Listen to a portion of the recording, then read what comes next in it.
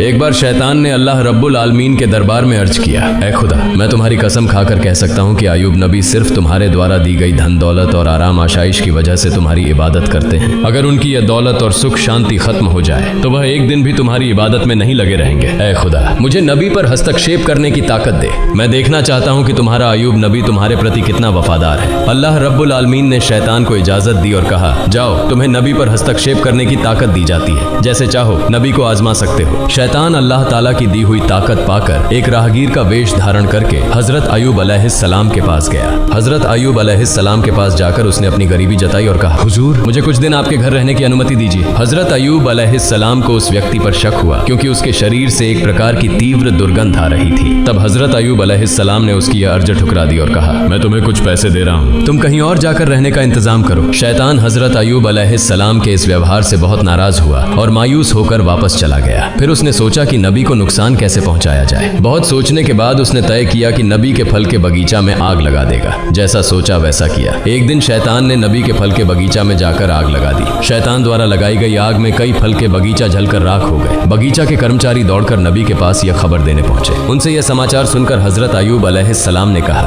अल्हम्दुलिल्लाह, अल्लाह का दिया हुआ माल अल्लाह ने वापस ले लिया, इसमें मेरे चिंतित होने की कोई वजह नहीं है। शैतान ने जब देखा कि हजरत अयूब अलैहिस्सलाम फल के बगीचा नष्ट होने के बाद भी जरा सा भी विचलित नहीं हुए तो उसके दिल में जलन बढ़ गई। फिर उसने दोबारा सोचना शुरू किया कि नबी को और किस तरह से नुकसान पहुंचाया जाए। अगले दिन शैतान नबी के अस्तबल में गया और वहां आग लगा दी। आग तूफान की तरह फैल गई जिससे सारे जानवर जलकर मर गए और कुछ गडेरिये भी आग में झुलसकर मर गए। बाकी गडेरिये यह खबर तुरंत नबी के पास लेकर पहुंचे। यह खबर सुनकर हजरत अयूब अलैहिस्सलाम ने नमाज की नियत की और कहा, अल्लाह का दिया हुआ माल अल्लाह ने वापस ले लिया, इसमें मुझे विचलित होने की कोई जरूरत नहीं है। शैतान ने जब देखा कि इतनी बड़ी घटना के बाद भी नबी जरा भी परेशान नहीं हुए तो उसके दिल में और ज्यादा जलन पैदा हुई। अब उसने नबी को और बड़ा नुकसान पहुंचाने का इरादा किया। हजरत अयूब अलैहिस्सलाम के 12 बच्चे थे जो हर दिन एक शिक्षक से शिक्षा लेने के लिए मदरसे जाया करते थे। एक दिन सुबह हमेशा की तरह हजरत अयूब अलैहिस्सलाम के 12 बच्चे शिक्षक के पास पढ़ने गए। उसी समय शिक्षक किसी काम से मदरसे से बाहर गए और शैतान ने इस मौके का फायदा उठाकर मदरसे की छत गिरा दी। छत गिरने से हजरत अयूब अलैहिस्सलाम के 12 बच्चे मलबे के नीचे दबकर मर गए। मदरसे के शिक्षक डरते डरते हजरत अयूब अलैहिस्सलाम के पास आए और कहा, ऐ अल्लाह के नबी, मैं किसी काम से बाहर गया था, इसी बीच इमारत की छत गिर गई और आपके 12 बच्चे उसमें दबकर चल बसे।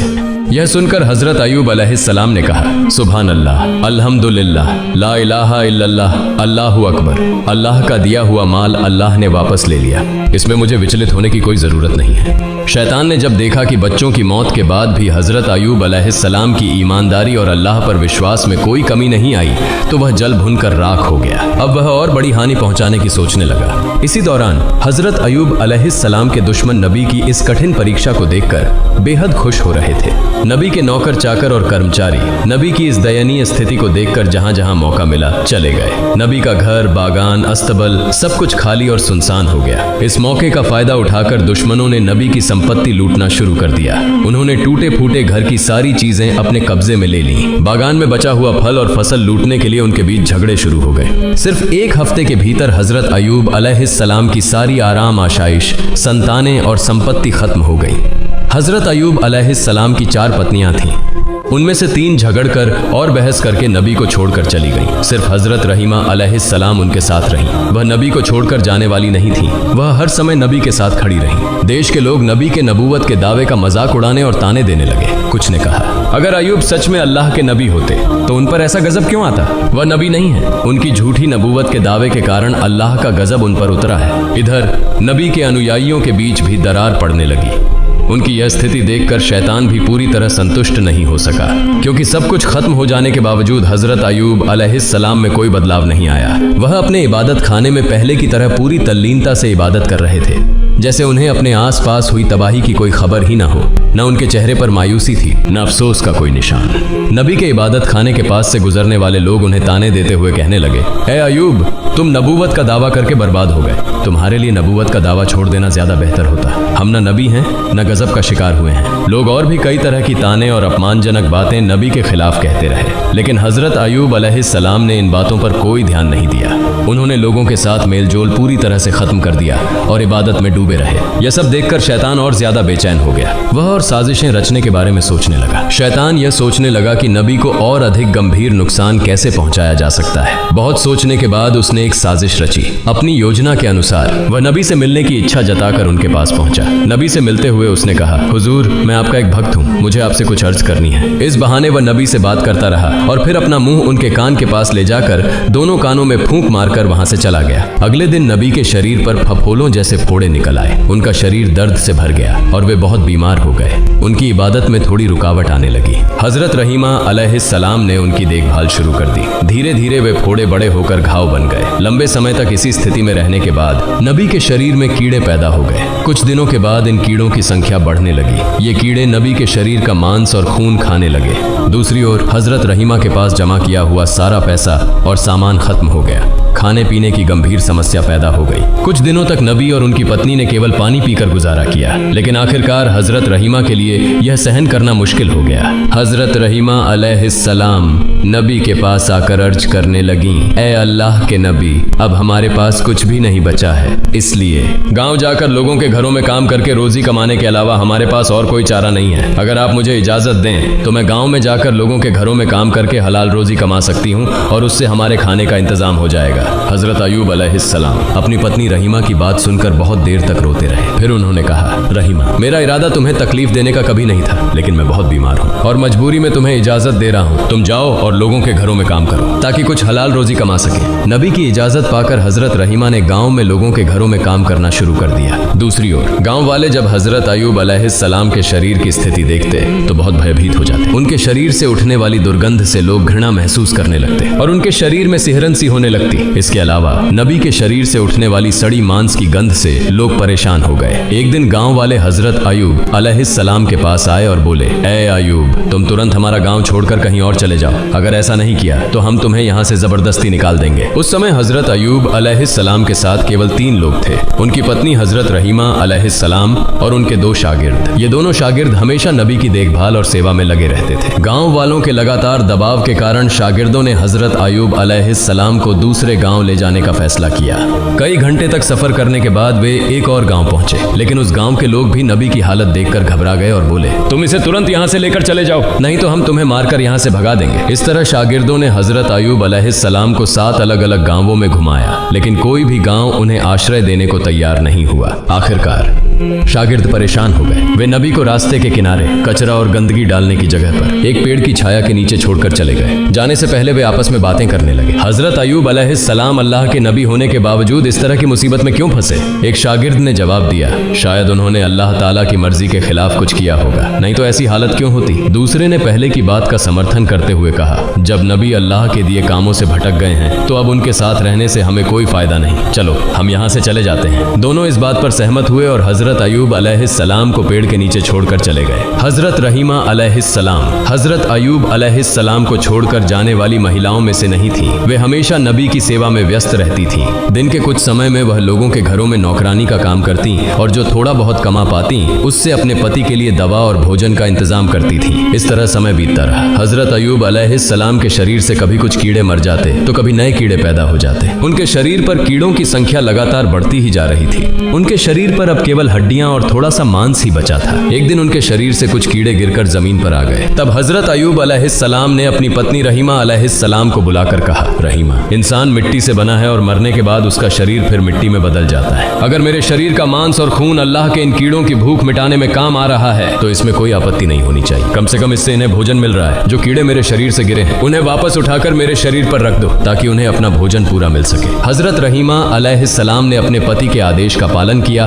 और गिरे हुए कीड़ों को उठाकर फिर से उनके शरीर पर लगा दिया। एक दिन हजरत रहीमा अलैहिस्सलाम गांव गईं, लेकिन उन्हें कोई काम नहीं मिला। इस वजह से वे बहुत चिंतित हो गईं। उनके मन में बार बार यह सवाल उठ रहा था कि आज वे अपने पति को खाना कैसे खिलाएंगी। उन्होंने पूरे गांव में काम ढूंढने के लिए बहुत कोशिश की, लेकिन कहीं भी उन्हें काम नहीं मिला। आखिरकार वह एक महिला के पास गईं और उनसे कहा, हे सम्मानित महिला, क्या आप मुझे आज के लिए कुछ पैसे उधार दे सकती हैं? मैं कल आपको ये पैसे वापस कर दूंगी। मेरा पति बहुत बीमार है और मैं आज कोई काम नहीं ढूंढ पाई हूँ। अगर आप मुझे कुछ पैसे उधार देंगी देंगी तो मैं अपने पति के लिए दवा और खाना ला सकूंगी, नहीं तो उन्हें भूखा रहना पड़ेगा। कृपया मुझ पर दया करें। महिला ने हजरत रहीमा अलैहिस्सलाम की बात सुनकर कहा, मैं किसी को पैसे उधार नहीं देती। मैंने पहले बहुत से लोगों को पैसे उधार दिए हैं, कहते हैं, लेकिन किसी ने आज तक मेरे पैसे वापस नहीं किए। इसलिए ये नाटक करना बंद करो और सीधे अपने घर का रास्ता पकड़ो। मैं तुम्हें कोई पैसा उधार नहीं दे सकती। हजरत रहीमा अलैहिस्सलाम ने कहा, तो फिर मुझे कोई काम दीजिए, उस काम के बदले में मुझे पैसे दे दीजिए। महिला ने कहा, मेरे पास तुम्हारे लिए कोई काम नहीं है, लेकिन मैं एक शर्त पर तुम्हें पैसे दे सकती हूँ। तुम्हारे सिर के बाल मुझे बहुत पसंद है। अगर तुम अपने सिर के बाल काट कर मुझे दे दो तो मैं उनके बदले तुम्हें पैसे दे सकती हूँ। हजरत रहीमा अलैहिस्सलाम ने जवाब दिया, हे महिला, मेरे पति बहुत बीमार हैं। उनका पूरा शरीर कीड़ों ने खा लिया है। वह किसी कठोर चीज को छू भी नहीं सकते।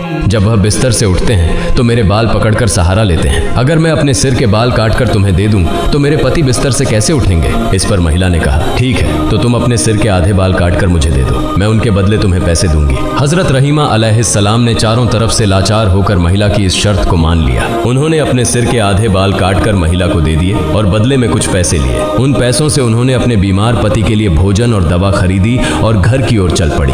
शैतान यह सब देख रहा था। जब उसने देखा कि हजरत रहीमा अलैहिस्सलाम ने अपने सिर के आधे बाल कटवा लिए हैं तो उसने इसे हजरत अय्यूब अलैहिस्सलाम और रहीमा के बीच गलत फहमी पैदा करने का सुनहरा मौका समझा।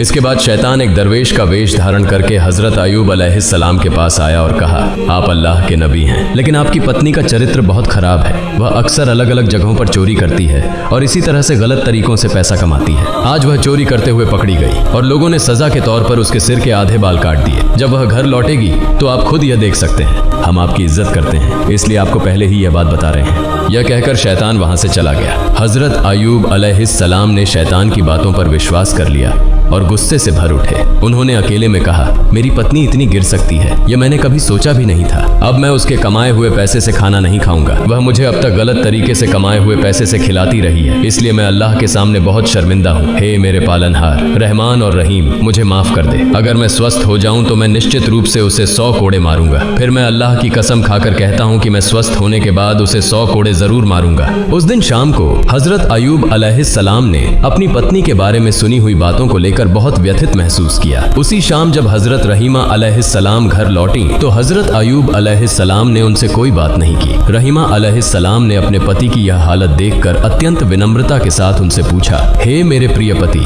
क्या हुआ? आप मुझसे कोई बात क्यों नहीं कर रहे हैं? लेकिन हजरत अय्यूब अलैहिस्सलाम ने उनकी बात का कोई उत्तर नहीं दिया। इसके बाद रहीमा अलैहिस्सलाम ने उनके लिए खाना और दवा पेश की, लेकिन अय्यूब अलैहिस्सलाम ने उसे भी ठुकरा दिया। रहीमा अलैहिस्सलाम ने उनके पैरों को पकड़ लिया और रोते हुए कहा, हे मेरे प्रिय पति, कृपया मुझे बताइए, आप मुझसे क्यों नाराज हैं? तब हजरत अय्यूब अलैहिस्सलाम ने कहा, मैंने कभी कल्पना भी नहीं की थी कि तुम्हारा चरित्र इतना गिर सकता है। तुम चोरी करके मुझे अब तक खाना खिलाती रही हो। तुम्हारा गलत तरीके से कमाया हुआ पैसा मैं खा रहा था। यह सोचकर मैं खुद को माफ नहीं कर सकता। आज एक दरवेश ने आकर मुझे तुम्हारे बारे में बताया। उसने कहा कि तुम चोरी करते हुए पकड़ी गई हो और इसी कारण लोगों ने तुम्हारे सिर के आधे बाल काट दिए। हजरत रहीमा अलैहिस्सलाम ने अपने पति के मुंह से यह बात सुनी तो ऐसा लगा जैसे उनके पैरों तले जमीन खिसक गई हो।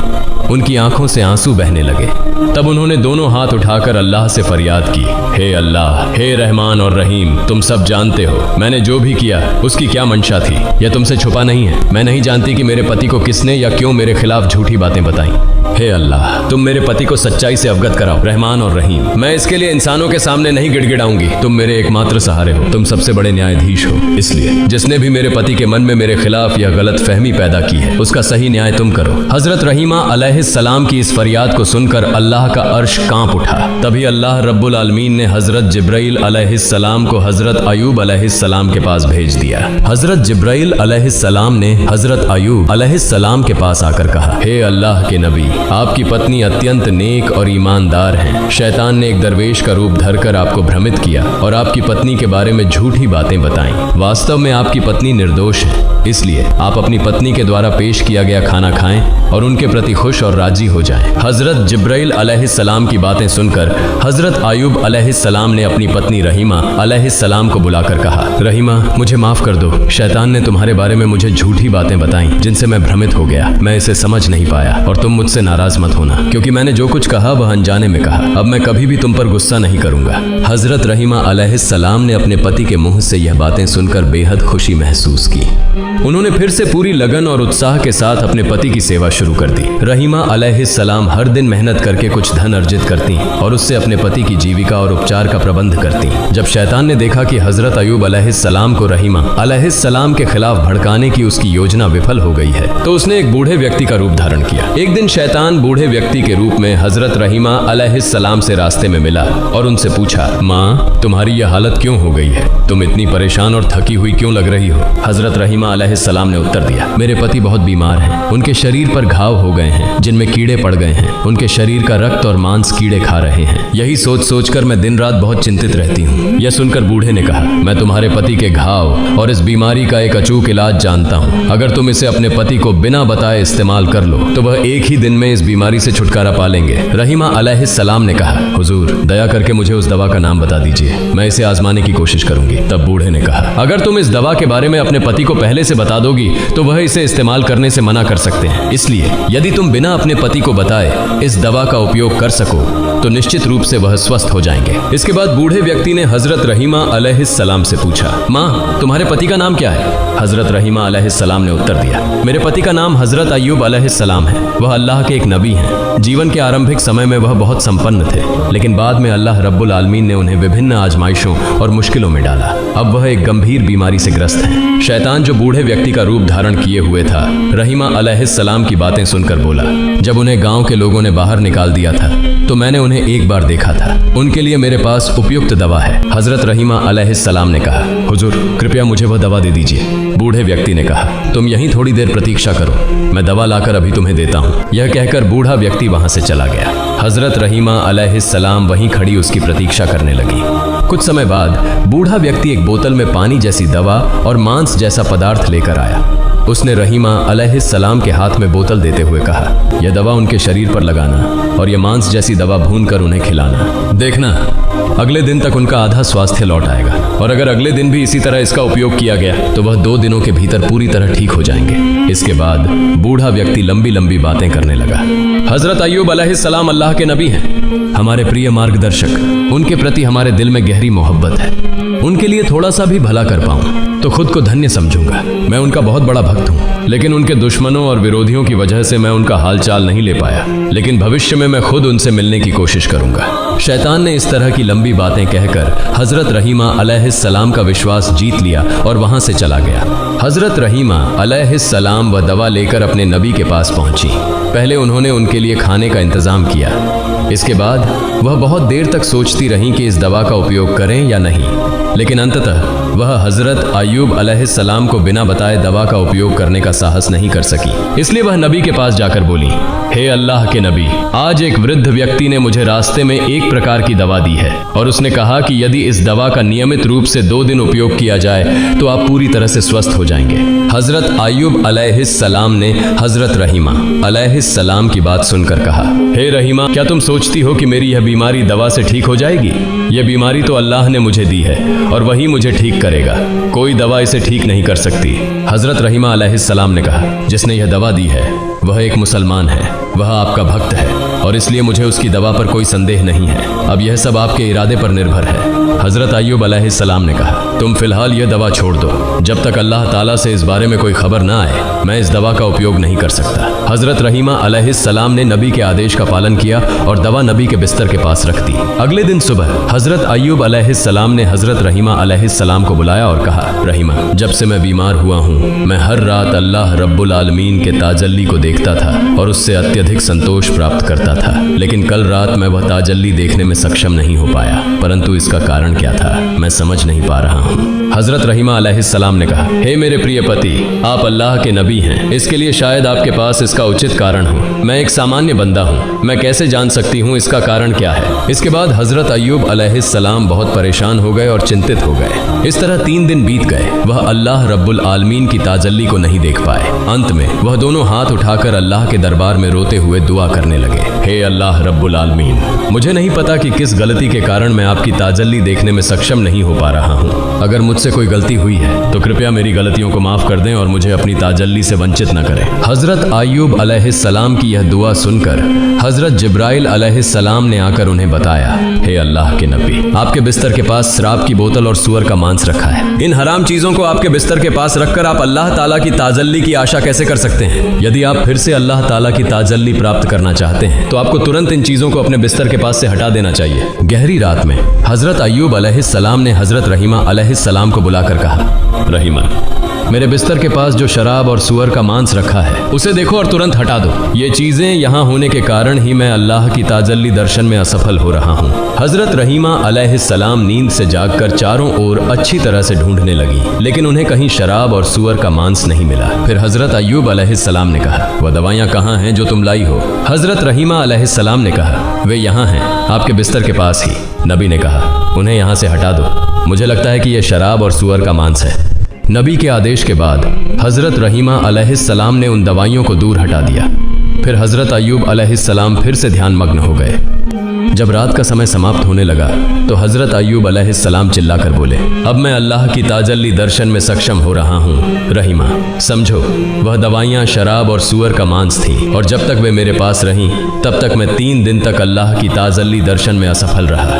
वह जिसने तुम्हें यह दवाइयाँ दी वह कोई इंसान नहीं था, वह इंसान का रूप धारण किया हुआ शैतान था। उसने इन दवाइयों से हमें भ्रमित करने की कोशिश की थी, लेकिन अल्लाह रब्बुल आलमीन की असीम मेहरबानी से हम शैतान के धोखे से बच पाए हैं। हजरत अय्यूब अलैहिस्सलाम इस प्रकार 18 साल तक भयंकर बीमारी, शोक और दुखों का सामना कर रहे थे।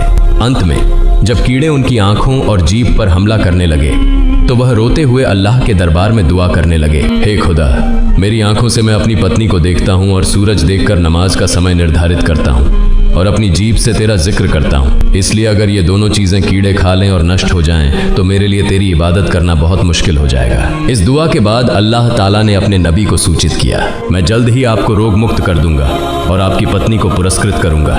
किसी एक दिन सुबह हजरत रहीमा अलैहिस्सलाम काम पर चली गई। हजरत रहीमा अलैहिस्सलाम के काम पर जाने के बाद हजरत जिब्राइल अलैहिस्सलाम आए और हजरत अय्यूब अलैहिस्सलाम से कहा, हे अल्लाह के नबी, आप अपने पैरों से जमीन पर प्रहार करें।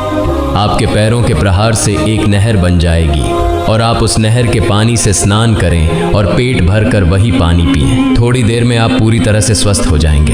हजरत अय्यूब अलैहिस्सलाम ने हजरत जिब्राइल अलैहिस्सलाम के निर्देशों के अनुसार पैरों से जमीन पर प्रहार किया। फिर वहां से एक जलधारा का स्रोत उभरा और उस जलधारा का पानी हजरत अय्यूब अलैहिस्सलाम के शरीर पर गिरने लगा। अल्लाह की मेहरबानी से जैसे ही वह पानी उनके शरीर पर पड़ा, उनके घाव ठीक होने लगे और नई त्वचा उगने लगी। इसके बाद नबी ने उस जलधारा के पानी से अच्छे से स्नान किया और तुरंत ही हजरत अय्यूब अलैहिस्सलाम के पूरे शरीर पर नई त्वचा उग आई और उन घाव इस प्रकार नष्ट हो गए जैसे कि उनके शरीर पर कभी कोई घाव या रोग था ही नहीं। जलधारा के पानी से स्नान करने के बाद उनका शरीर पहले से कहीं अधिक चमकदार और सुंदर हो गया। उनका चेहरा चांद की तरह चमकने लगा। नहाने के बाद हजरत अय्यूब अलैहिस्सलाम ने पेट भरकर उस जलधारा का पानी पिया, जिससे उनकी भूख और प्यास पूरी तरह से शांत हो गई। उसी समय उन्होंने देखा कि एक फरिश्ता दूर से कपड़े का थैला लेकर उनके पास आया और बोला, हे अल्लाह के नबी, ये कपड़े जन्नत से लाए गए हैं, ये कपड़े आप पहने। इसके बाद वह व्यक्ति चला गया। हजरत अय्यूब अलैहिस्सलाम ने कपड़े का थैला खोला और देखा कि उसमें जन्नत के कपड़े हैं। उन्होंने उन जन्नत के कपड़ों को पहन लिया और अनगिनत सुंदरता के मालिक बन गए। उन्हें अपार संतोष प्राप्त हुआ क्योंकि उन्होंने 18 सालों तक बीमारी का सामना किया था और आज पूरी तरह से स्वस्थ हो गए। अब वह चलने फिरने में सक्षम हो गए थे। वह अल्लाह के दरबार में शुक्रिया अदा करते हुए कुछ दूर जाकर जंगल के एक किनारे पर बैठ गए। इस बीच हजरत रहीमा अलैहिस्सलाम कुछ पैसे जुटाकर अपने पति के लिए खाना खरीदने के लिए जल्दी से वापस लौट आई। जब वह अपने पति के पास पहुंची तो देखा कि उनका पति बिस्तर पर नहीं था। हजरत रहीमा अलैहिस्सलाम यह दृश्य देखकर चकित हो गई। फिर वह वहां बैठकर जोर जोर से रोने लगी और विनम्रता से अल्लाह रब्बुल आलमीन से प्रार्थना करने लगी, हे मेरे रब, मैं नहीं जानती मेरे पति को कौन ले गया है। क्या उन्हें कोई शेर ने खा लिया है या कोई अन्य जानवर उन्हें गायब कर दिया है? मैं कुछ नहीं जानती। हे मेरे रब, मैं तुझसे दुआ करती हूँ, तुम मेरे पति को वापस लौटा दो। हे अल्लाह रब्बुल आलमीन, आप करुणा के सागर हैं, आपसे जो कुछ भी हो वह सब कुछ कर सकते हैं। मैं अपने पति के बिना नहीं रह सकती। हजरत रहीमा अलैहिस्सलाम इस तरह कई घंटों तक अल्लाह रब्बुल आलमीन के दरबार में प्रार्थना करती रही। फिर उठकर इधर उधर दौड़ते हुए हजरत अयूब अलैहिस्सलाम का पता करने लगी। वह देख रही थी कि कहीं हजरत अयूब अलैहिस्सलाम का कोई निशान मिल सके, लेकिन काफी समय तक दौड़ने के बाद भी उन्हें हजरत अयूब अलैहिस्सलाम का कोई निशान नहीं मिला। उन्होंने दूर देखा कि एक व्यक्ति सुंदर कपड़े पहने हुए बैठे हैं। वह उस व्यक्ति के पास गई और पूछा, जनाब, यहाँ पेड़ के नीचे एक रोगी था, क्या आप उसके बारे में कुछ जानते हैं? हजरत अयूब अलैहिस्सलाम इतने समय तक दूर बैठकर हजरत रहीमा अलैहिस्सलाम की स्थिति का निरीक्षण कर रहे थे। तत्क्षण वह हजरत रहीमा अलैहिस्सलाम के सामने अपना परिचय नहीं दिए। उन्होंने हजरत रहीमा अलैहिस्सलाम से पूछा, रोगी तुम्हारे क्या हाल है? हजरत रहीमा अलैहिस्सलाम ने उत्तर दिया, वह मेरे प्रिय पति थे, वह अल्लाह के एक नबी थे, उनका नाम हजरत अयूब अलैहिस्सलाम था। वह 18 साल से बीमार थे और मैं ही उनकी देखभाल करती थी, लेकिन आज काम करने के बाद जब मैं वापस आई तो मैंने उन्हें नहीं पाया। मुझे नहीं पता कि वह अब कहाँ हैं। क्या उन्हें कोई बाघ ने खा लिया है या कोई और जानवर उन्हें ले गया है? अगर आप उनके बारे में कुछ जानते हैं तो कृपया मुझे बताएं। हजरत अयूब अलैहिस्सलाम ने फिर हजरत रहीमा अलैहिस्सलाम से पूछा, अगर तुम अपने पति का चेहरा देखो तो क्या तुम उन्हें पहचान सकोगी? हजरत रहीमा अलैहिस्सलाम ने उत्तर दिया, क्या कहते हैं जनाब, वह पति जिनकी मैंने 18 साल सेवा की, उनका चेहरा देखकर क्या मैं उन्हें नहीं पहचानूंगी? इसके बाद हजरत अयूब अलैहिस्सलाम ने अपने चेहरे से कपड़ा हटाकर कहा, देखिए, क्या आप इस व्यक्ति को पहचान सकती हैं? जब हजरत रहीमा अलैहिस्सलाम ने हजरत अयूब अलैहिस्सलाम के नूरानी चेहरे को देखा तो वह जोर जोर से रोने लगी और उन्हें गले लगा लिया। उन्होंने कहा, हे अल्लाह के नबी, अल्लाह रब्बुल आलमीन ने आपको इस तरह स्वस्थ कर दिया है, ये मैंने कभी सपने में भी नहीं सोचा था। मैं तो आपके बारे में चिंतित हो गई थी। अल्लाह का लाख लाख शुक्र है कि उसने आपको स्वस्थ किया और मुझे फिर से आप मिले। इस तरह पति और पत्नी बहुत देर तक रोते रहे। हजरत अयूब अलैहिस्सलाम ने फिर हजरत रहीमा अलैहिस्सलाम को बताया कि कैसे वह स्वस्थ हुए और कैसे हजरत जिब्राइल अलैहिस्सलाम ने उन्हें ठीक करने के लिए एक नहर बना दी। फिर हजरत अयूब अलैहिस्सलाम ने अपनी पत्नी से कहा कि वह उस नहर में स्नान करे। पति के कहने पर हजरत रहीमा अलैहिस्सलाम ने उस नहर में स्नान किया। जैसे ही हजरत रहीमा अलैहिस्सलाम ने उस नहर में स्नान किया, उनका चेहरा भी चंद्रमा की तरह चमकने लगा। 18 वर्ष की युवती की तरह शरीर में रूप और सुंदरता वापस आ गई। इसके बाद हजरत अयूब अलैहिस्सलाम अपनी पत्नी को लेकर घर लौटने के लिए रास्ता तय करने लगे। जब वे अपने घर पहुंचे तो देखा कि उनका घर पहले की तरह सुरक्षित है। फिर वे अंदर गए और देखा कि उनके बच्चे खेल रहे थे। बच्चों ने उन्हें देखा और दौड़ते हुए उन्हें गले लगा लिया और पूछा, आप लोग कुछ दिनों से कहां थे? हजरत अयूब अलैहिस्सलाम ने कहा, हम अल्लाह ताला की दावत पर गए थे। फिर बच्चों ने जोर जोर से रोना शुरू कर दिया और कहा, आप हमें अकेला छोड़कर दावत में क्यों गए थे? हजरत अयूब अलैहिस्सलाम ने कहा, वह बाद में बताऊंगा। इसी दौरान खेत से फिर से कुछ सेवक आए और कहा, हे अल्लाह के नबी, आपके जानवर और बाग बगीचे जो नष्ट हो गए थे वे आज फिर से पहले जैसे हो गए हैं। हम नहीं जानते कि ये सब पहले जैसी हालत में कैसे वापस लौट आए। कुछ समय बाद कुछ और सेवक आए और कहा, हुजूर, आपका संपत्ति, बर्तन जो लोग लूट कर ले गए थे वह सब हम पूरी तरह से वापस ले आए हैं। सारे सामान इस महल के कुछ कमरों में रखे गए हैं। हजरत अयूब अलैहिस्सलाम के कुछ पुराने सेवक भी आए और उनके दोस्तों और विकास के बारे में समाचार लेकर आए, जिसे सुनकर नबी ने फिर से अल्लाह रब्बुल आलमीन की इबादत में लीन हो गए। इसी दौरान हजरत जिब्राइल अलैहिस्सलाम नबी के पास आए और कहा, हे अल्लाह के नबी, आपने बीबी रहीमा अलैहिस्सलाम के बाल काटने की घटना पर गुस्से में आकर कसम खाई थी कि आप उन्हें 100 कोड़े मारेंगे। इस मामले में आपकी कसम झूठी साबित हुई है, लेकिन आपकी सच्चाई की कसम अब भी कायम है। इसलिए आप 100 गेहूं के बाल एकत्रित करके बीबी रहीमा अलैहिस्सलाम के शरीर पर हल्का सा स्पर्श करें। इससे आपकी कसम पूरी हो जाएगी और बीबी रहीमा अलैहिस्सलाम को कोई कष्ट नहीं होगा। हजरत जिब्राइल अलैहिस्सलाम के कहने पर हजरत अयूब अलैहिस्सलाम ने 100 सूखे गेहूं के बाल एकत्रित किए और बीबी रहीमा अलैहिस्सलाम के शरीर पर हल्के से एक बार मारा। इससे नबी की कसम पूरी हो गई और बीबी रहीमा अलैहिस्सलाम को कोई कष्ट नहीं हुआ। प्रिय दर्शक, शैतान ने हजरत अयूब अलैहिस्सलाम को कई बार चुनौती दी, लेकिन वह उन्हें किसी भी रूप में भ्रमित नहीं कर सके और न ही वह उन्हें गुमराह कर सके। अगर हम भी हजरत अयूब अलैहिस्सलाम की तरह अल्लाह रब्बुल आलमीन की राह में धैर्य रखें तो शैतान कभी भी हमें गुमराह नहीं कर सकेगा। अल्लाह रब्बुल आलमीन हमें भी हजरत अयूब अलैहिस्सलाम की तरह धैर्य रखने की तौफीक अता करें। आमीन।